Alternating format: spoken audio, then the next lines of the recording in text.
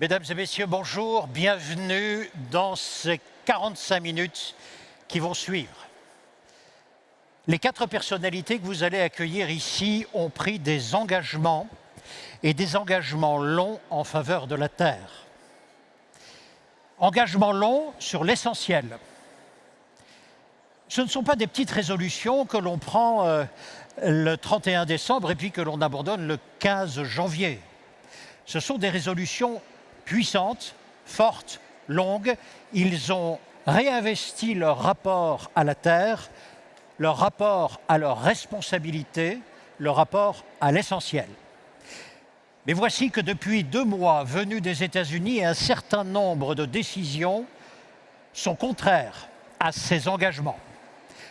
Un certain nombre d'actions sont à l'envers de tout ce que nous faisons.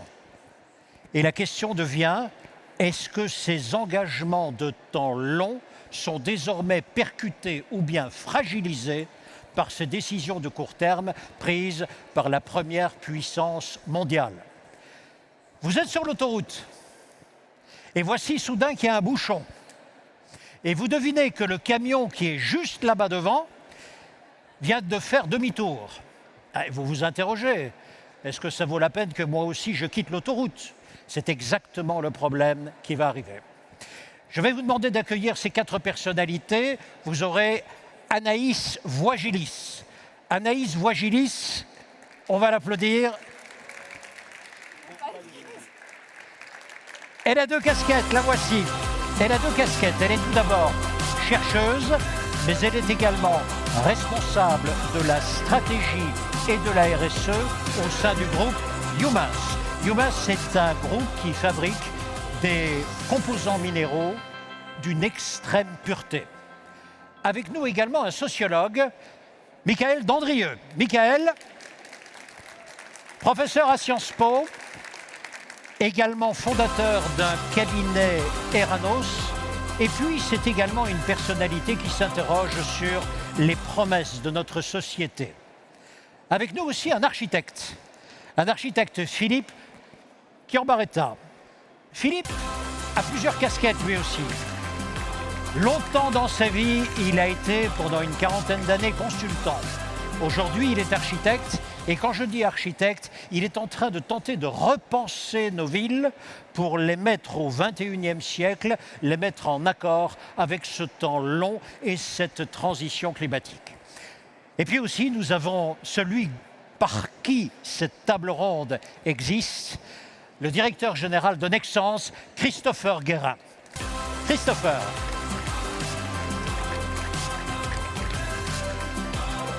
Christopher, tout à fait particulier. Pourquoi? 29 000 salariés travaillent sur tous les continents. Nexans fabrique des câbles électriques partout dans le monde entier, pour le monde entier. Et c'est une entreprise qui est née en 1879. La date est importante. C'est cette même année où l'ampoule à incandescence a été inventée. Nous allons procéder en 3 tableaux. 1. Quels sont vos engagements longs? 2. En quoi les décisions de court terme venues des États-Unis risquent-elles de percuter ou de fragiliser ces engagements? 3. Comment faire pour tenir le cap malgré tout et envers tout?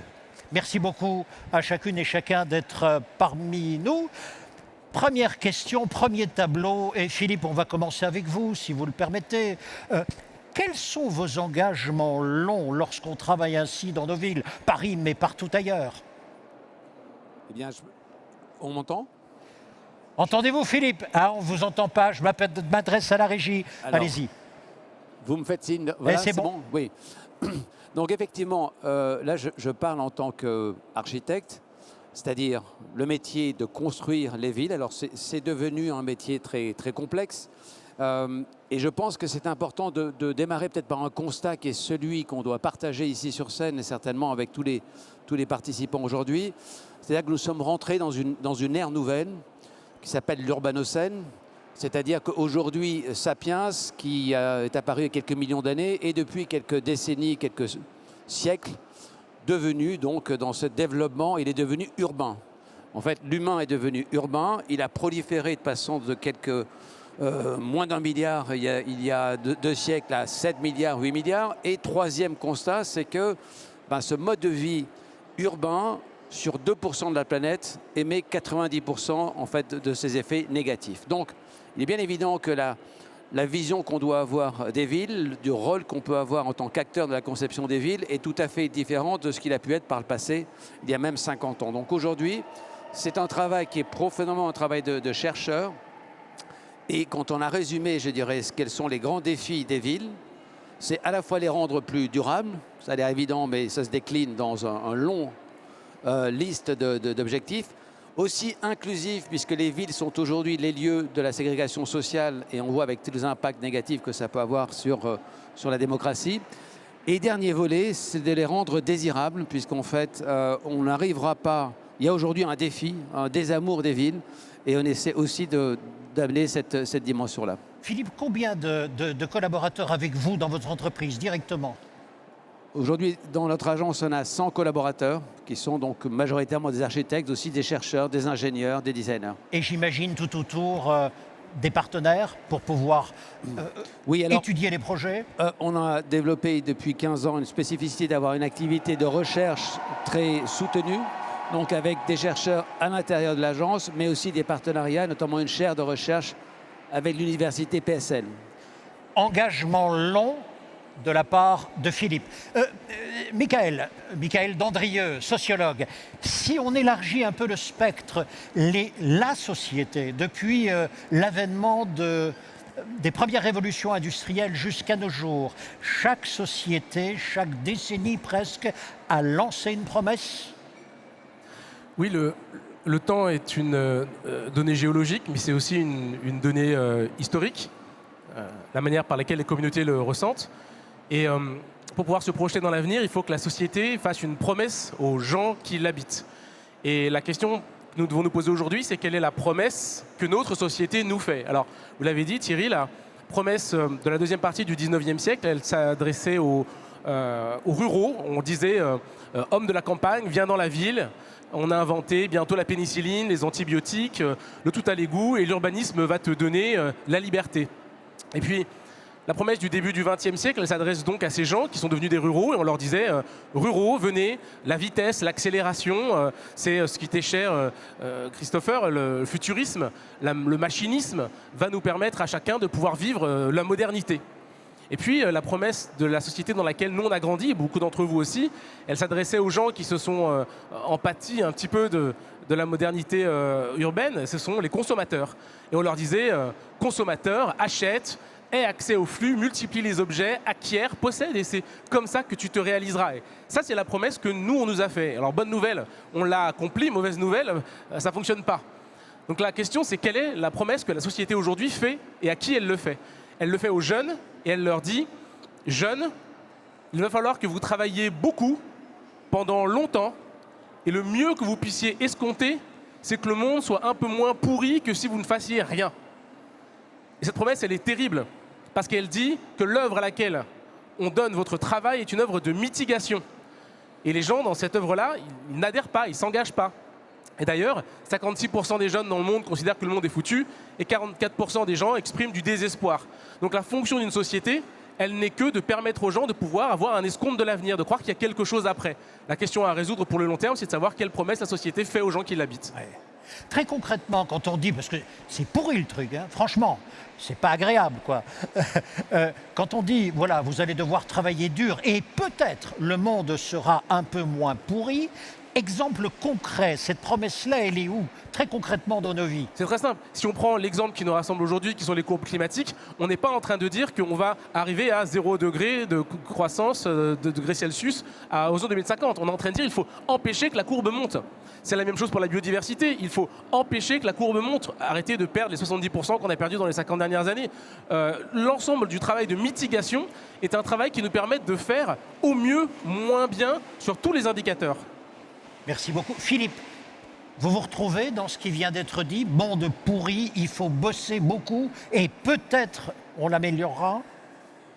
Oui, je peux donner aussi, bien sûr, puisqu'en fait, c'est ce que je disais, d'arriver à trouver une promesse de désirabilité de ces villes. Si c'est uniquement par la contrainte ou Et donc, je ne sais pas si c'est le moment, mais effectivement, étant dans ce lieu, il y a un exemple que je peux peut-être apporter, c'est le travail qu'on a fait depuis 6 ans sur les Champs-Élysées. On nous a invités il y a 6 ans à réfléchir à réenchanter les Champs-Élysées, dont le Grand Palais, etc. Eh bien, en faisant cet examen de ce qui avait été la promesse depuis le XVIIe siècle, le XVIIIe, le XIXe, cette avenue qui avait été l'incarnation du progrès en France, hein, les Champs-Élysées, c'est l'avenue sur laquelle est apparue l'électricité, le tramway, puis le métro, puis l'automobile, et puis la consommation et les drugstores. Et en fait, c'était jusqu'à la fin des années 70 l'avenue qui était celle d'un progrès réussi. Et aujourd'hui, les Champs-Élysées, en particulier pour les Parisiens, sont devenus une avenue mal aimée. Et donc, la question qu'on s'est posée, c'est comment on pourrait revisiter cet imaginaire et naturellement en refondant complètement tous les fondamentaux avec une série de recettes, une série d'actions concrètes pour transformer cette avenue. Voilà. Merci beaucoup. Revisiter l'imaginaire, c'était en écho ce que disait la table ronde il y a quelques instants à peine. Anaïs, merci beaucoup d'être parmi nous. Je rappelle vos 2 casquettes. D'un côté, vous êtes chercheuse. De l'autre côté, vous êtes responsable RSE et stratégie chez Youmins. Quelles sont les promesses chez Youmins et comme chercheuse également? Bonjour à tous. Alors, vous avez présenté rapidement Youmins, mais Youmins, on a 3 usines et on a une particularité. On a une de nos usines qui est dans les grands sites émetteurs de France. On émet énormément de CO2. Vous avez sûrement entendu parler des 50 sites les plus polluants de France. On a un site qui est dans ce scope-là. Et pourquoi on est dedans? C'est parce qu'on est une industrie de l'amont, donc aux côtés de l'acier, de l'aluminium, d'autres industries chimiques. On produit des produits qui vont alimenter l'ensemble des chaînes de valeur. Quand vous achetez une porte avec du verre, quand vous achetez une voiture avec du verre, quand vous achetez des produits issus de la pharmacie, vous achetez à l'intérieur du carbonate ou du bicarbonate de sodium qui viennent de nos usines. Et tout le défi pour un groupe comme Youmins, quand vous êtes une industrie de l'amont, c'est que vous êtes une industrie qui tire son équilibre économique du volume. C'est-à-dire que vous êtes obligé de massifier votre production pour réellement abaisser vos coûts unitaires. Et quand on dit, par exemple, sortir des logiques du volume, faire des services associés aux produits, etc., quand vous êtes dans ce type d'industrie, c'est extrêmement complexe de faire pivoter vos usines parce que vous avez des actifs industriels qui sont très lourds, qui sont très intensifs en CAPEX et en OPEX. Et donc, vous vous retrouvez dans une tension entre faire évoluer votre modèle économique en profondeur, faire évoluer votre outil industriel qui, en plus, en général, sont dans des groupes à faible marge. Et cette question qui se pose à nous, elle se pose à toutes les industries de ce type-là. Et en même temps, l'autre tension qui est de faire en sorte que la société évolue dans ses modes de consommation, évolue dans sa typologie d'achat, ce qui aura un impact sur nos équilibres à nous. Donc notre enjeu, c'est de résoudre cette tension. Alors on a pris des engagements. On s'est engagé à réduire de 55% nos émissions de CO2 en 2030 par rapport à 2019. C'est un objectif qu'on va atteindre puisqu'on a déjà engagé la majorité des financements nécessaires à l'atteinte de cet objectif. Et on se dit également, donc pour atteindre la neutralité carbone en 2050, plutôt si on y arrive, mais on est très dépendant de la maturité de certaines technologies, d'autant plus que quand vous dites carbonate de sodium, vous dites carbone. Donc on a besoin de carbone dans nos produits. Donc la décarbonation, c'est aussi la décarbonation de la molécule à l'intérieur de votre produit. Donc c'est-à-dire repenser la manière dont vous fabriquez du carbone pour que ce soit du CO2, mais qui ne soit plus du CO2 d'origine fossile, du CO2 d'origine biogénique. Et donc, même si, in fine, ça reste du CO2 et demi dans l'atmosphère. Donc on a tout cet enjeu autour de la décarbonation. Mais pour Youmins, la vision de long terme, c'est de se dire décarboner, c'est atteindre un objectif, mais ce n'est pas suffisant pour assurer la soutenabilité de notre planète dans les années à venir. Donc on a 2 autres axes qui sont liés à la cartographie de nos actions, enfin notre empreinte environnementale, là où on a la plus forte empreinte environnementale. On travaille aussi sur la réduction de nos prélèvements en eau et contribuer à préserver la biodiversité. Et ce qu'on peut constater, juste pour finir, c'est que le CO2 se mesure très bien. Tout le monde en parle. L'eau, on la mesure, mais elle est déjà beaucoup moins soutenue par un cadre réglementaire, contrairement au CO2.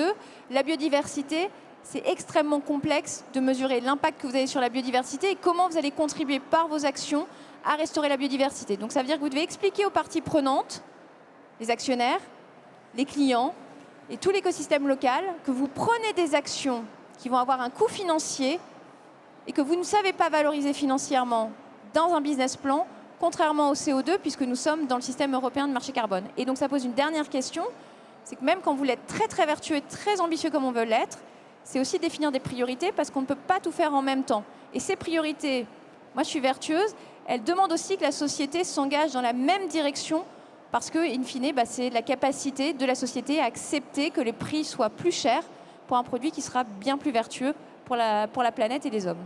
Merci beaucoup. Christopher, même chose. Chez Nexans, quel est l'essentiel finalement? Ce qui est intéressant, c'est que et Philippe a parlé d'histoire et Nexans est né en 1879 au temps d'Edison, Tesla, Westinghouse et Benjamin Franklin qui avaient besoin de câbles pour conduire l'électricité et nous avons câblé pour la première fois les Champs-Élysées en 1901 avec des câbles Nexans. Donc en fait, on a quand même, quand on est dirigeant d'une très belle société comme celle-ci, on doit vraiment comprendre l'histoire. L'histoire nous raconte de belles choses, le déploiement des grandes infrastructures électriques, mais aussi nous explique aussi qu'on a participé au monde fossile dans lequel on est. On a électrifié les plateformes pétrolières. Donc quand on repense notre histoire, on considère qu'aussi on a un devoir de réparation. Parce qu'on ne peut pas juste reproduire ce qu'on a fait pendant des années. Et ce devoir de réparation, chez nous, nous l'avons mis en œuvre essentiellement pour dire voilà, quel est le temps long, comment réduire d'une manière ou d'une autre, d'avoir une forme de sobriété matérielle, mais d'une profondeur immatérielle, de vraiment penser le temps long et de devenir une sorte d'architecte d'un monde durable qui met de côté toutes les énergies fossiles et qui se concentre sur des offres bas carbone, des produits recyclés et aussi, et bien sûr, fondamentalement, s'appuie sur les énergies renouvelables. Donc c'est tout ce devoir-là, parce qu'en fait, on se dit en tant que dirigeant qu'on écrit sur une société qui existe depuis 145 ans, on écrit juste un chapitre de notre histoire. Donc est-ce que le chapitre sera intéressant, pivot ou pas pour l'histoire de la société? Et je suis très heureux d'être réuni avec mes amis Philippe, Anaïs et Michael, parce qu'on a ce point commun de penser le temps long, de travailler sur ces axes de temporalité, et puis aussi ces problématiques de matériel et d'immatériel qui nous touchent aujourd'hui pour réinventer le monde de demain. Merci beaucoup. Fin du premier tableau. Voilà donc le temps long avec l'action de chacune et de chacun en faveur d'une prise de conscience d'abord et d'action réelle ensuite.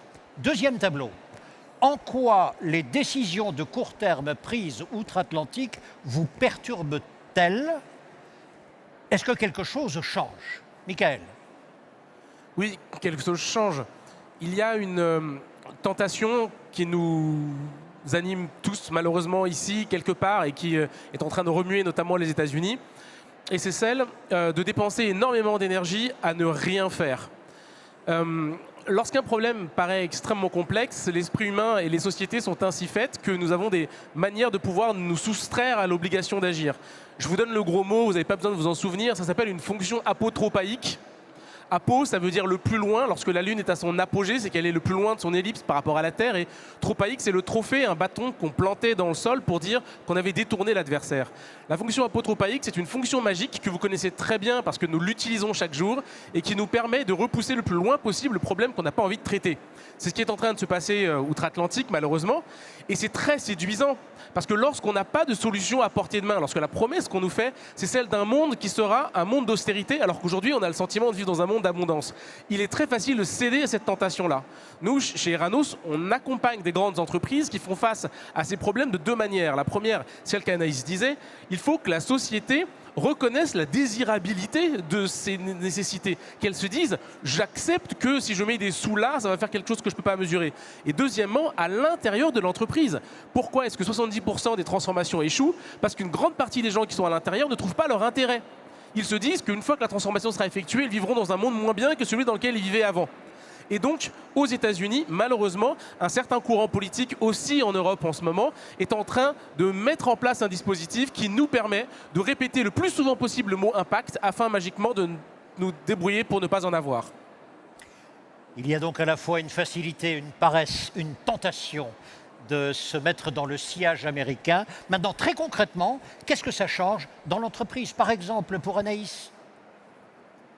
Alors, en fait, ce qui se passe depuis quelques semaines, en tout cas avec le retour de Donald Trump, c'est qu'on a vraiment un accroissement de cette tension entre court terme et long terme. On justifie l'inaction à court terme par des enjeux de compétitivité, en disant investir pour l'environnement, pour assurer la soutenabilité de nos écosystèmes, c'est finalement quelque chose qui serait incompatible avec le fait d'être compétitif. Et donc ce qui est en fait une erreur, parce que ne pas agir maintenant, c'est s'assurer, en tout cas être certain de ne pas être compétitif plus tard, puisque le réchauffement climatique est une réalité et qu'on n'a pas d'autre choix que d'interroger en profondeur nos modèles. Mais d'une certaine manière, ce que nous, on constate, enfin moi ce que je constate, c'est que le fait de se dire investir dès maintenant, c'est assurer la résilience et la sécurité de demain, c'est un discours qui ne prend pas parce que chacun a une motivation à ne pas agir. Le consommateur, parce qu'il doit préserver son pouvoir d'achat, et le politique va très bien dans ce discours, l'État, parce qu'il a sa dette, les entreprises, parce qu'elles doivent rester compétitives dans un environnement où vous avez des compétiteurs qui sont féroces et qui ne sont pas dans le même agenda que nous. Et en plus, la transition, quand vous êtes dans un groupe comme Humens, elle est complexe. Moi, mon défi, c'est de faire bouger un outil industriel. Garantie que c'est un peu plus compliqué que de changer de marque de café ou de mettre le tri sélectif dans mes bureaux.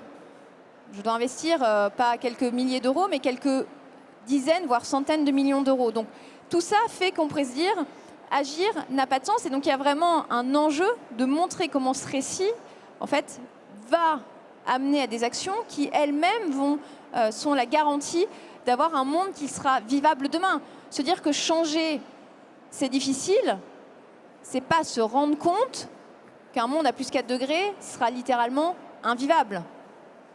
Et qu'on ne pourra même plus opérer nos activités industrielles dans le même champ qu'on le fait aujourd'hui. Si vous avez un bouleversement du cycle de l'eau, une entreprise industrielle tourne très rarement sans eau. Si vous avez une augmentation des températures, il y a des ateliers dans lesquels les gens ne pourront plus travailler une période de l'année. Et ça, vous pouvez le multiplier par tous les risques qui sont liés au réchauffement climatique. Donc tout ça plaide, en plus des risques assurantiels, des risques de perte de clients, etc. Tout cela plaide pour agir. Mais je redis, le mot collectif pour moi a beaucoup de sens, c'est-à-dire que les entreprises doivent se transformer, mais la société doit se transformer, la norme doit se mettre au niveau et l'Europe doit assumer ses ambitions en matière environnementale par rapport à des concurrents qui aujourd'hui ont décidé de désinscrire cette priorité de leur agenda politique. Il nous reste 2 personnalités. Il y en a une qui est sur tous les continents et l'autre également, mais travaille essentiellement en France, bien sûr. Quand on est international comme Nexans, comment les décisions américaines vous impactent-elles? Déjà, elles nous ont impacté directement puisque le président américain vient d'arrêter l'installation de fermes éoliennes en mer parce que ça faisait peur aux baleines. Donc on est directement impacté. Mais je pense qu'il y a quand même une bonne nouvelle dans ces retournements éphémères de politique, qu'elles soient américaines ou européennes.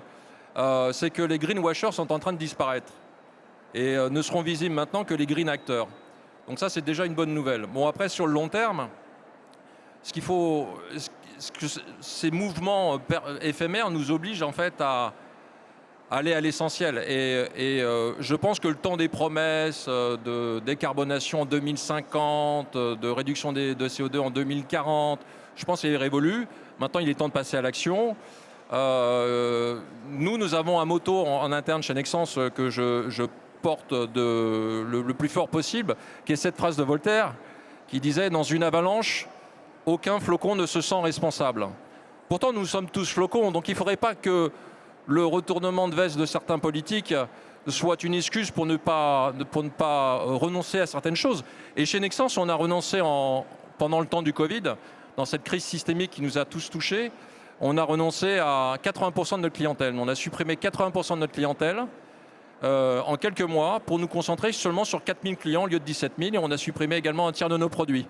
Ce qui nous a permis, ce qui est intéressant, c'est que cette forme de sobriété ou de décroissance nous a permis de doubler nos profits, multiplier par 10 notre cash et de réduire notre empreinte carbone de 40%. Donc voilà, je pense qu'il y a le temps des promesses et il y a le temps de l'action pour aller à l'essentiel. Choisir mieux, choisir moins? Oui, renoncer, c'est pas obligatoirement perdre. Voilà. Philippe, de votre côté, alors, les décisions semblent lointaines et néanmoins, vous êtes impacté aussi.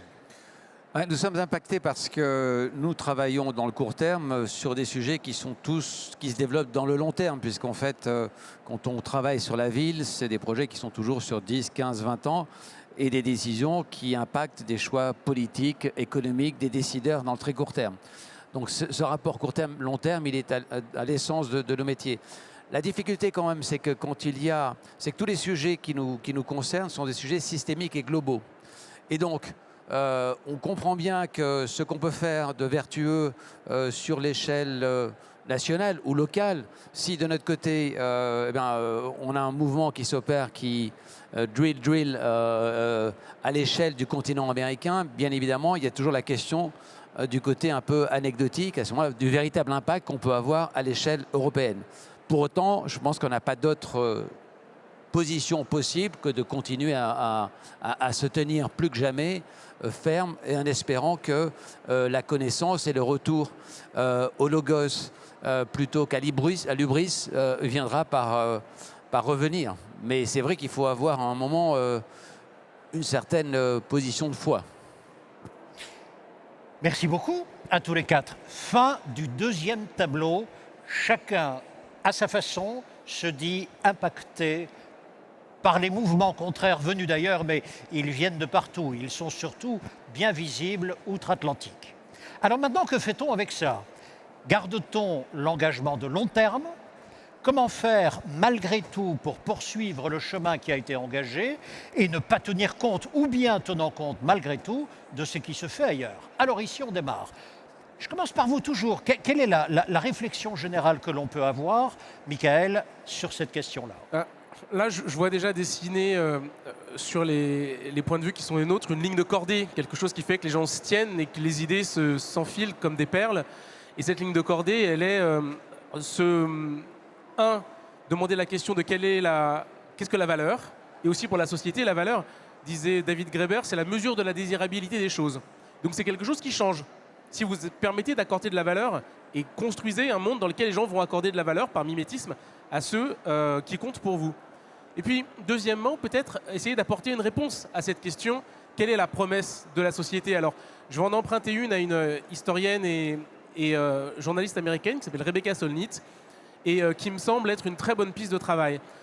Une grande partie des raisons pour lesquelles nous avons du mal à nous engager dans cette transition à titre individuel, à titre collectif, dans les entreprises, c'est parce que tout porte à croire que le monde dans lequel nous vivons est un monde d'abondance et que pour pouvoir nous engager dans la transition, il faudra faire œuvre de renoncement. Renoncer, c'est dire non à tout ce qui était la promesse dans laquelle nous avons grandi. Vous vous souvenez de la promesse de la consommation, l'accumulation, l'accès au flux, l'achat, la possession. Et donc, il y a un péril presque existentiel là-dedans. C'est renoncer à notre identité, à ce qui fait que nous nous sommes construits de telle manière que nous nous sentons exister. En réalité, dit-elle, si nous pensons que le monde d'aujourd'hui est un monde d'abondance et que le monde d'après est un monde d'austérité, nous nous trompons. Parce que si nous regardons avec beaucoup de lucidité, nous sommes aujourd'hui très très pauvres. Nous sommes pauvres de biodiversité. Nous sommes pauvres d'air frais. Une mort sur 5, 20%, un petit peu plus dans le monde anticipé, est due à l'émission de particules fines, due à la combustion d'énergie fossile. Nous sommes pauvres d'espoir. J'ai donné les chiffres tout à l'heure, 44%. Donc en fait, nous vivons aujourd'hui dans un monde de pauvreté, mais qui n'est pas celui que nous avons choisi. Il est le produit dérivé de ce que nous considérons comme de la richesse. En conséquence de quoi, propose Rebecca Solnit, et c'est peut-être une piste que nous pourrions tirer, il suffirait de se dire que nous vivons aujourd'hui dans un monde de pauvreté auquel nous sommes habitués et que nous nous acheminons dans un monde qui sera un monde d'abondance. Comment? Non pas en renonçant, mais en retrouvant des choses auxquelles renoncer et qui seraient des choses sans lesquelles nous serions mieux. Et c'est la stratégie que Chris venait de dire. On s'est débarrassé de clients. En fait, ça a été mieux. On s'est débarrassé d'un certain nombre de références produits. En fait, ça a été mieux. On a ouvert des sites. En fait, ça a été mieux. Pourquoi? Parce que ce sont des choses qui nous apesantissent, mais que nous avons acceptées comme étant des normes. Et donc, pour conclure, il y a deux choses importantes ici. Nous vivons en réalité dans un monde de pauvreté aujourd'hui. Le monde d'abondance, il est demain. Il faut apprendre à renoncer à des choses, mais à des choses sans lesquelles nous serions mieux. Et pour ça, il faut changer les normes, Anaïs en parlait, et les systèmes de valeurs qui nous amènent à compter la manière par laquelle le monde compte ou vaut quelque chose pour nous. Merci beaucoup. Renoncer à condition que demain soit mieux.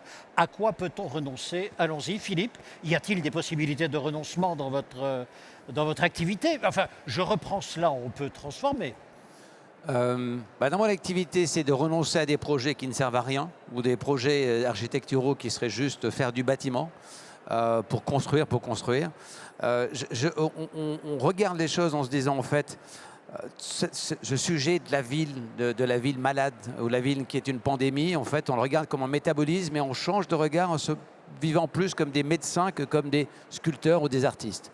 Donc développer une médecine de ce qui fait que cette ville va être désirable, durable, inclusive, comprendre entre non seulement les bâtiments, mais les flux, les énergies, les infrastructures, la nature, aujourd'hui reliés par la data science, on peut essayer de mieux comprendre comme on l'a fait avec le corps humain en 300 ans et que la médecine a fait de gros progrès. La compréhension que l'on a du fonctionnement des villes aujourd'hui est assez balbutiement. Donc là, on a un vrai travail de recherche scientifique, ensuite de créer des imaginaires autour de ça et ensuite d'embarquer les politiques. Donc c'est un vaste programme et on considère que chaque projet que l'on fait doit être un case studies, comme un cas d'école, vraiment pour faire avancer cette médecine des villes et renoncer aux sujets qui ne servent à rien ou qui contribuent à faire du mal. Voilà. J'imagine que dans tous vos projets, dans vos concepts, dans vos chantiers, vous n'êtes pas le seul à décider. Vous avez des investisseurs, vous avez des décideurs, vous avez des politiques. Ils ne sont pas nécessairement tous alignés ici.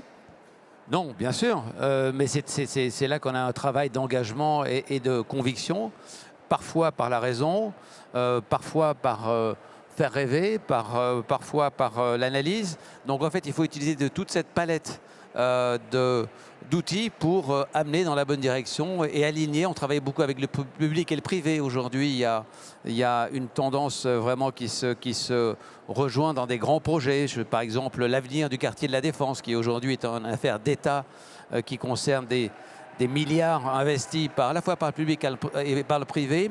Imaginer le devenir de ce quartier, en fait, est un sujet immense dans lequel, si on ne rapproche pas des gens qui réfléchissent, qui étudient, qui conçoivent la puissance publique et les investisseurs privés, on sera sans issue. Pour donner un exemple concret, très concret. Christopher, pardon, merci Philippe. Christopher. Non, mais dans la même logique, je pense qu'en fait, on a un devoir de désapprendre et de repenser le monde de demain. Et moi, c'est ce que je dis régulièrement. On doit devenir des dirigeants architectes. C'est pour ça que moi, je m'inspire d'architectes, parce qu'eux, ils sont sur le temps long et ils sont sur le travail d'écosystème. Philippe ne peut pas travailler tout seul, il a besoin de chercheurs, il a besoin de biologistes, il a besoin de sociologues. Et je pense qu'un dirigeant est dans la même logique. On doit réinventer nos modèles. Dans la logique de la ligne de cordée expliquée par Michael, ce qu'on tente de faire chez Nexans, c'est on a bâti ce modèle E3 qui se veut inclusif entre économie, environnement et engagement. Et on se dit maintenant, on ne juge plus la performance de notre société par rapport au prisme économique, mais au juste équilibre des trois piliers ensemble. Et avec toujours cette volonté de renoncer certains clients qui sont peut-être bons d'un point de vue économique, mais qui nous coûtent énormément en coût carbone. Et de repenser également l'imaginaire pour nos équipes. Et c'est ce que nous faisons à travers les sociologues, avec les sociologues. C'est réinventer le monde de demain. Je veux dire, vous regardez le news flow aujourd'hui tous les matins à la télé, on est dans un monde en permacrise.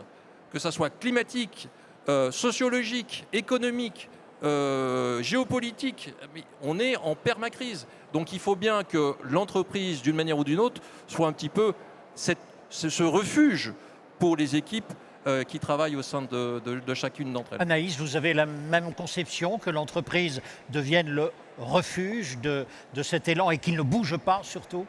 Alors, je pense que les entreprises ont l'entreprise peut agir aussi au nom de l'intérêt général. Très souvent, on la voit comme répondant à des intérêts particuliers, mais on a un enjeu de contribuer à l'intérêt général et donc on doit tenir le cap, même si c'est difficile, même s'il y a des vents contraires, même si ça serait plus facile de dire on met tout en pause. Donc on doit tenir ce cap. Dans les entreprises très consommatrices d'énergie et à la base de la chaîne de valeur, le défi est vraiment immense parce qu'on n'a pas de réponse évidente à apporter. Nous, notre logique aujourd'hui est de ne pas pousser nos usines au maximum en termes de production. Dans l'avenir, il y a d'autres questions et d'autres défis qui se poseront à nous sur l'existence de ce type de production sur le territoire européen. Est-ce qu'elles sont vitales? Est-ce qu'elles ne sont pas vitales? Comment est-ce qu'on trouve des équilibres et comment on assure des transitions? Je reviens sur le sujet de ce collectif. Je pense qu'il y a un véritable enjeu à écrire un projet de société dans lequel vont s'inscrire ces transitions pour les sortir du seul temps politique, c'est-à-dire que le changement de dirigeants, de couleur politique à la tête d'un pays ne devrait pas fondamentalement pouvoir remettre en cause des orientations qu'on juge clés pour la survie de l'humanité. Ça sous-entend aussi un cadre normatif. Alors on parle énormément de simplification en ce moment, et moi, toutes les personnes qui me parlent de simplification, j'ai envie de leur poser toujours une question. Qu'est-ce que vous mettez derrière la simplification? La simplification, si on veut vraiment aller dedans, en fait, c'est supprimer des micro-normes, parce que fondamentalement, pour l'acceptabilité de l'industrie, les normes de base en termes environnementaux, on ne reviendra pas dessus. Par contre, il y a un enjeu, c'est d'exiger que tous ceux qui veulent vendre sur le territoire européen soient soumis aux mêmes contraintes de production. Vous ne pouvez pas demander à un industriel européen de produire des principes actifs de manière extrêmement vertueuse, parce que ça a un impact sur sa compétitivité, sur le prix du produit, et en même temps accepter qu'un industriel indien puisse vendre les mêmes principes actifs sur le territoire européen, en pouvant rejeter par exemple ses eaux de lavage industrielles où il le souhaite en Inde sans contrainte. Et ça, c'est un sujet qui est collectif. C'est-à-dire qu'il est très facile et très tentant de dire laissons ça chez les autres, ne ramenons pas l'industrie en France parce qu'il y a des conséquences environnementales qu'on ne veut pas supporter. Mais ces conséquences environnementales, elles sont notre responsabilité aussi. Elles sont nos choix de consommation. Si on veut consommer comme on le fait aujourd'hui, et je pense qu'il n'y a pas de possibilité pour des questions de limites physiques en termes de production de ressources, eh bien, assumons sur notre territoire les conséquences de nos choix. Et on va voir qu'on bougera peut-être un petit peu plus vite quand on aura les mêmes conditions sociales et environnementales qu'un ouvrier à l'autre bout du monde. Et in fine, ne pas bouger, c'est se condamner à de toute manière subir de la même manière. Et la dernière chose sur la question de l'abondance, moi je crois que Donald Trump, de manière peut-être totalement inconsciente, a très bien acté le fait qu'on était dans un monde aux ressources finies. Parce que quand on veut aller s'accaparer les ressources du Groenland ou de l'Ukraine, c'est comprendre que ces ressources-là, elles sont ce qui fonde la puissance de demain. Et nous, on ne le comprend pas. Nous, on va être très vertueux, mais on n'a pas compris qu'on avait un enjeu de puissance. Et la question de la souveraineté, elle revient beaucoup dans le débat public, et je conclurai là-dessus. On peut la voir comme un sujet nationaliste de repli. Je pense que la souveraineté, il faut le voir comme le premier levier de la liberté. Et être libre, c'est ce qui nous permet de choisir, et c'est ce qui nous permet d'assumer un projet de société qui soit épanouissant pour tous, et dans lequel chacun peut se retrouver et aura envie de contribuer. Donc, tout ça pour dire, aimez les usines, on en a besoin. Aimez l'industrie et venez travailler dans ce monde-là, parce qu'on n'a pas besoin de gens qui nous disent qu'il faut changer, on le sait. On a besoin de gens qui viennent faire le changement et qui viennent engager l'ensemble des parties prenantes, c'est-à-dire parler avec des actionnaires, parler avec des clients, parler avec les acteurs locaux. Dire qu'il faut changer sans scoltiner le changement au quotidien, c'est-à-dire sans mettre les mains dans le cambouis et dans le fait de se satisfaire parce que vous avez fait aujourd'hui un demi-pas, c'est pas vraiment contribuer au changement, c'est juste être un spectateur d'un monde qui est en train de s'effondrer si on ne fait rien. Merci beaucoup, Anaïs.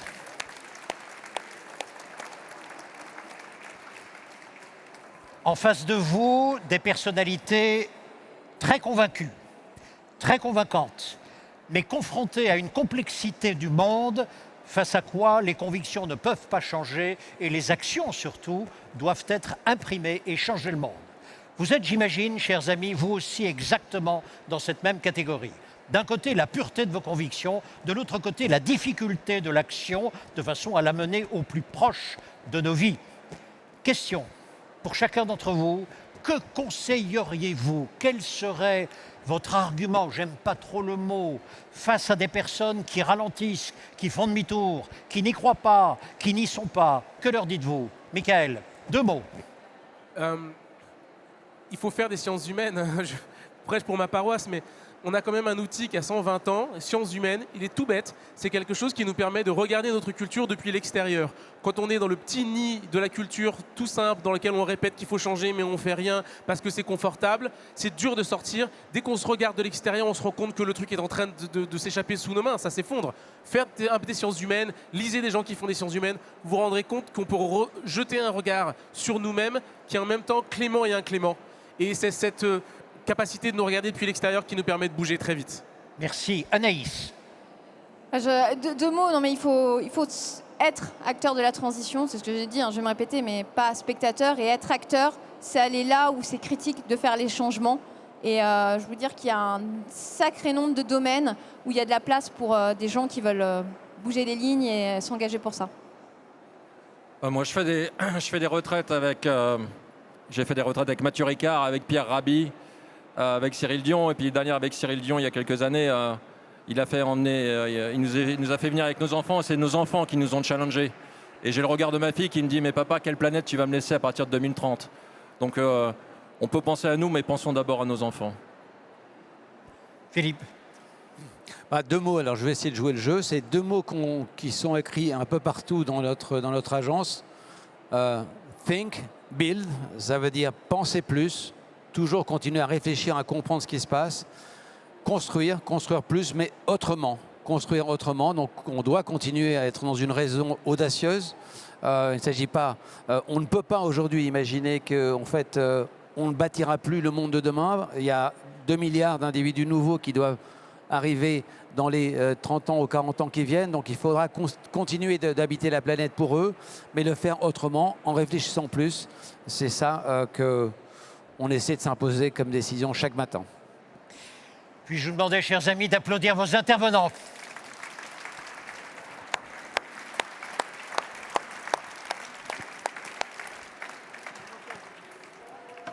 Ne vous découragez jamais. L'action dans laquelle vous êtes engagé est une action longue. Personne n'a dit qu'elle serait facile. Personne n'a dit que ce serait une autoroute sans obstacle. Il y en aura d'autres, et beaucoup. Simplement, souvenez-vous de ce mot d'Albert Camus. Chaque génération sait qu'elle est vouée à changer le monde. La mienne sait qu'elle ne le fera pas. Mais elle a une mission bien plus importante, c'est de faire en sorte qu'il ne change pas. Pour nous, cela signifie simplement pouvoir léguer cette planète à toutes celles et ceux qui suivront. Chacune de nos actions, nous le savons maintenant, a une conséquence pour demain. Nous agissons pas seulement pour nous, mais surtout pour les suivants. Bravo, Change Now!